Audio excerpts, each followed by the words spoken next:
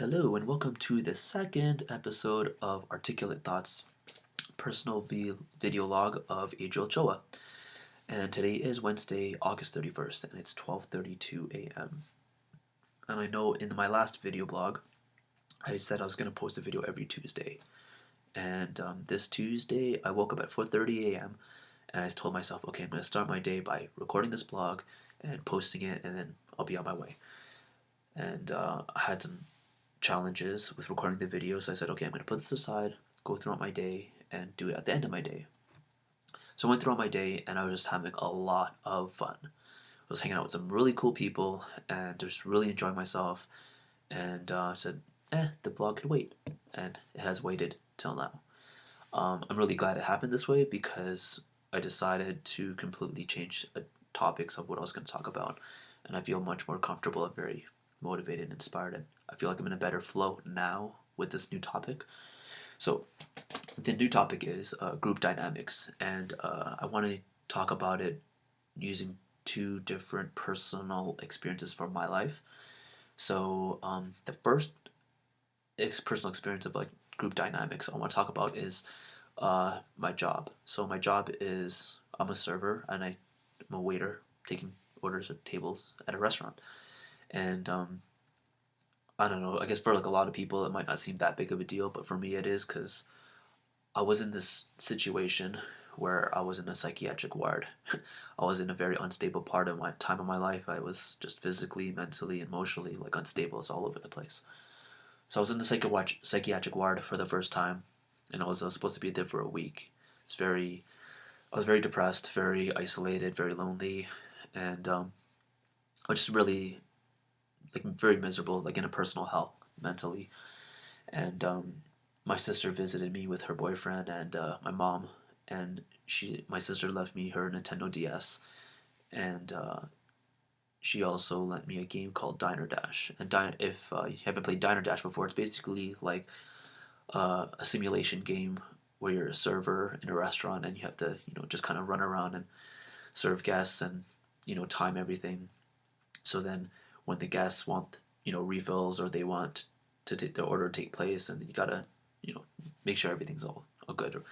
And it's actually was a really good game to get me thinking about how serving works. I mean, I go to restaurants and like I see how it works, but it's very interesting because when you're playing the game, you have to do every step by step process. And yeah, I digress. So, anyways, I was playing this game at the psychiatric ward, and it was like my focus to distract myself from this personal hell that I was in, and I was completely immersed in this game, and I just kind of had this dream of like or like this idea, this thought that right now I'm in the psychiatric ward, I'm all messed up, my life's not in the best of places, but I'm here, I'm getting help, and one day I'll get out of here and I will be a server and just kind of live that kind of lifestyle, like enjoy that job because I knew I enjoy customer service. I was working at Starbucks for a few years at that point,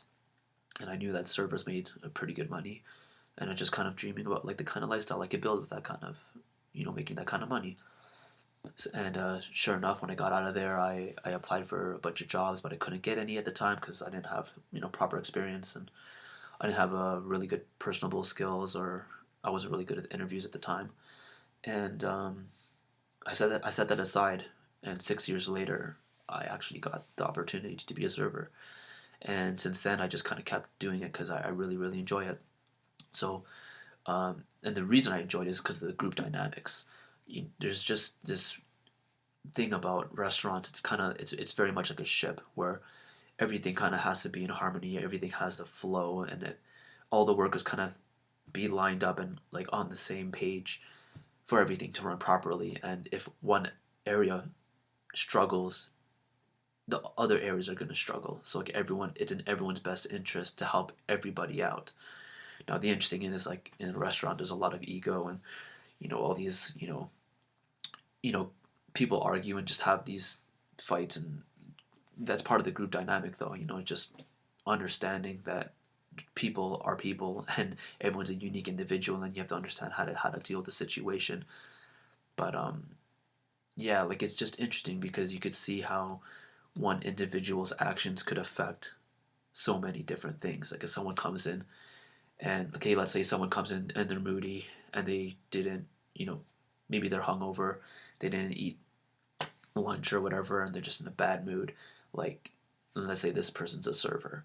Like, how do you think that's gonna affect everyone else's vibe? You know, so um, I really enjoy working in the restaurant industry as well because you could observe how energy works. You know, it's just people's attitudes and beliefs and how words and different tones. Like it's just like a situation where there's so many details that you could pay attention to, and if you could be tuned in and you could notice all these details and understand how to, you know, work that into your advantage or to everyone else's advantage, then everyone's winning, everyone's smiling.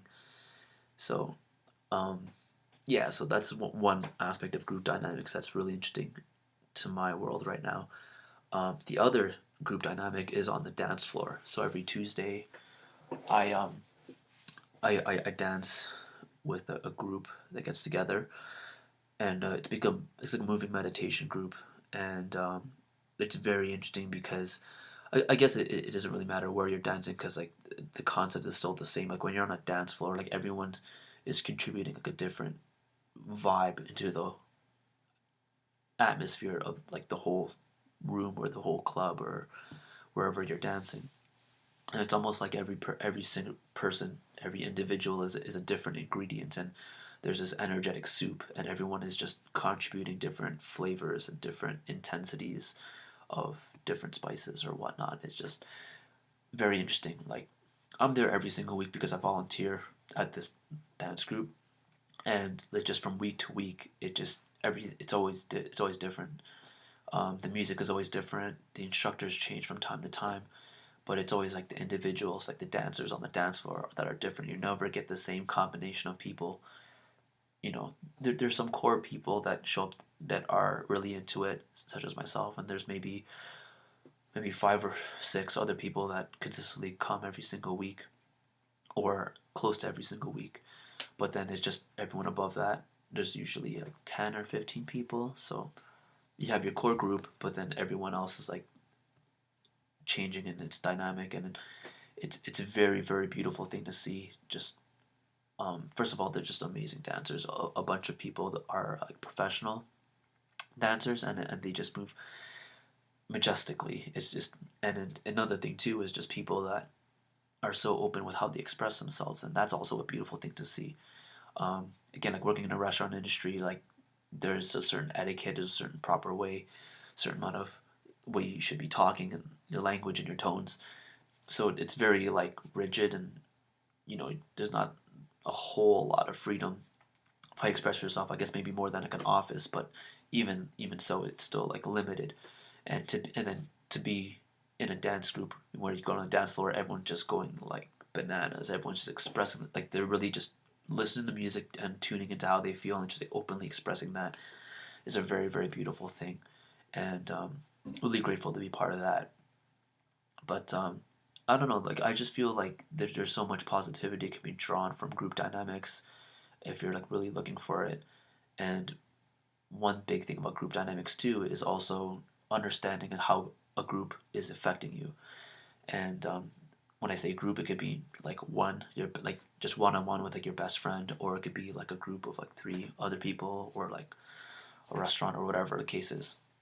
Like it's important to understand where you're at with a certain group, and the best way to figure that out is like after you finish hanging out with that group, you spending time with them for whatever purpose. It's like you ask yourself, how do I feel?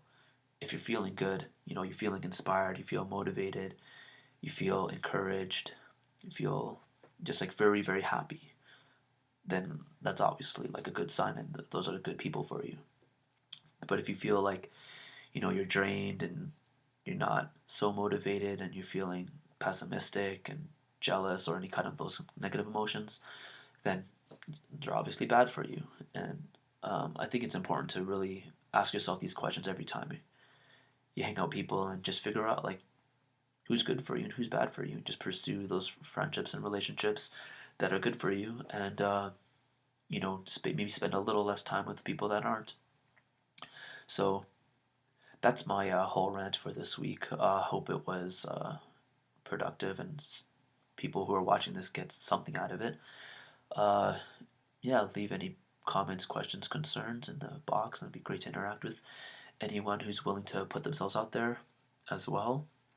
So, yes, thank you very much for tuning in, and I'll see you next week sometime. It'll be Tuesday or Wednesday, maybe Thursday, but I'm shooting for Tuesday. So, please tune in, and yeah, I'll see you then. Have a good night. Yeah. Well,